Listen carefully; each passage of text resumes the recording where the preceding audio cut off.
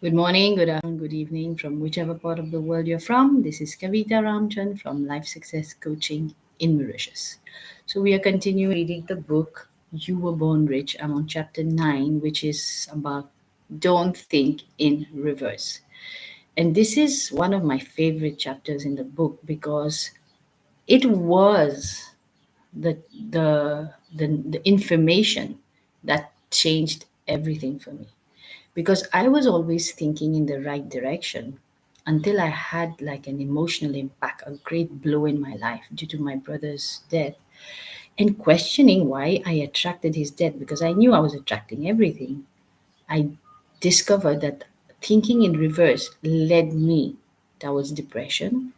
And when I took back control of my mind, I started thinking correctly in back again, which I used to be doing before, but I had lost it because of thinking of thoughts that were negative. I cannot stress the importance of thinking positively at all times. Okay, so let us continue. We are on chapter 9, as I said. I'll just go back a little before we continue so there is a connection. Therefore, regardless of the present circumstances in which you find yourself, clearly understand that if you can build the image of something new in your mind, something that far surpasses anything that has occurred up until now, you have the ability to realize that result in the physical world. You can realize the thoughts into things. How cool is that? You are that kind of a machine. I think that's how they developed the photocopying machine from because we have such high intelligence. Human beings do. But of course, there's a greater power that fuels that.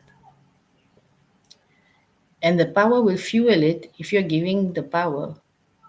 The power is always fueling it. You are the one who chooses the image you're going to give.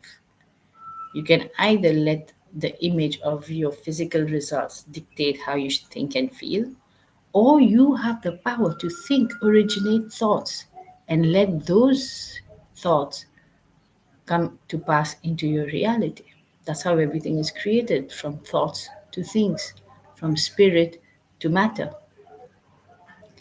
This is such a simple concept, yet phenomenal.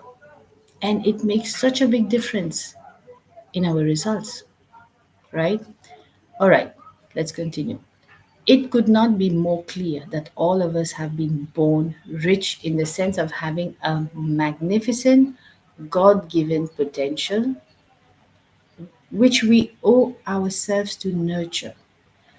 People look up to God for God to solve their problems. God is not coming to solve your problems. God has given you His own potential to co create the reality you want. Like as if a drop of Him is in you. And yet, we have not been taught that. We have not been taught how to use this mind, which is the most powerful creation that has ever been made by not us, by the Lord Himself. And this should have been the most basic education we should have got in school. Because if we don't know how to use this instrument, then what? How are we creating our lives? It's just going hit and miss. Just how great is this human potential? Let's check with the experts. Dr. Alexander Rich, professor of biophysics at MIT, has estimated our central nervous system contains from 10 to 100 million cells, each of which has a storage capacity equal to that of a large computer. Just imagine. Did you know that? That your brain has that power? If his estimates are even close to being correct, it would imply that the human mind has the capacity to store all of the known information in the world with room to spare. Can you believe how much power you have? Please believe it because you do. Other specialists in the field of human creativity are similarly convinced that all people have uncharted reservoirs of untapped potential, locked up within the confines of their incredible minds. You know, Bob Proctor, my mentor, he's been studying. I mean, he's not here now, God bless him. He passed away 2 years back, I think it was. But he was studying prior to that the mind for 60 years. I mean, imagine that kind of information that he has gathered, and he didn't gather it just to keep it for himself. He gathered it, organized it to teach it to the world. And his dream was to reach every country in the world, and he was able to achieve that before he passed away. I think 1 year before. So you have to believe in your dreams because they will come to pass. You have that mind to help you achieve it. For example, Dr. W. Ross Addy of the Space Biology Laboratory of the Brain Research Institute at UCLA has said that the ultimate creative capacity of your brain may be, for all practical purposes, infinite. One must conclude, therefore, the more a person delves into the potential of the human being, the more that person will become aware of how great he or she truly is. And the more that person becomes aware of his or her own potential, the easier it will be to build images or ideas or things which have never been seen or contemplated until up until the present time. Can you imagine how much power you have in your mind to build images, any image that you want? And how many people are actually doing that? Most people, 95% of the population, are looking at their results and letting that dictate how they should think and how they should imagine things. We are letting negative things in the world affect our mind. I would tell everybody close your mind to negative news. It doesn't serve you because your mind is watching. Sometimes you tell your child, go away if there's something bad coming on TV. You don't want your child to watch that, right? Why do you watch it? We are not any much different from our children. We're just a bit more grown up. In fact, we have forgotten they know how to use their imagination. They don't like to see negative things happening. They feel sad, they feel sorry. We've become hard to that. And the kids want to do something. Even we want to do something.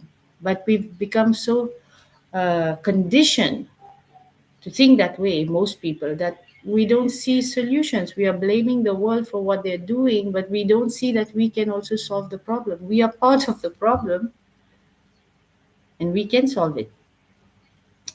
Uh, Let me just check if I have to continue here.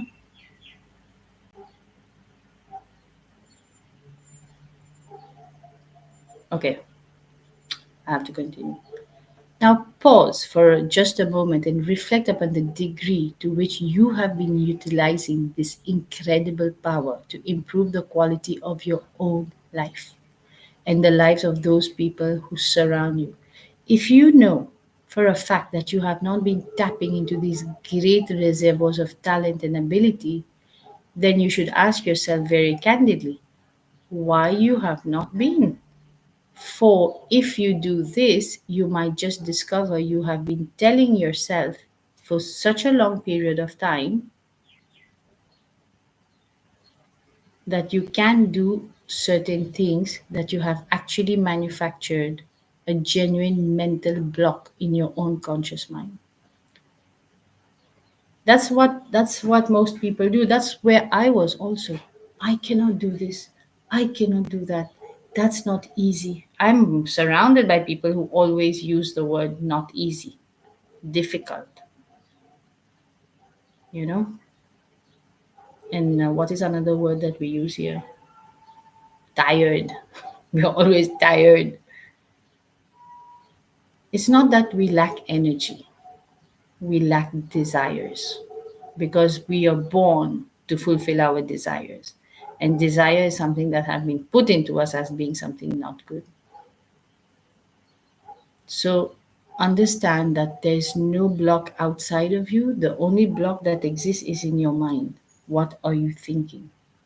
There are two parts of your mind. There's one part that helps you think of whatever you want, and there's another part that knows how to manifest it for you, right? That's the science behind it. So, what happens, the one that knows, the part of your mind that knows, which is like, I would say, your heart, knows how to manifest your dreams. But the conscious mind, the thinking mind, is already logicalizing that I cannot do it.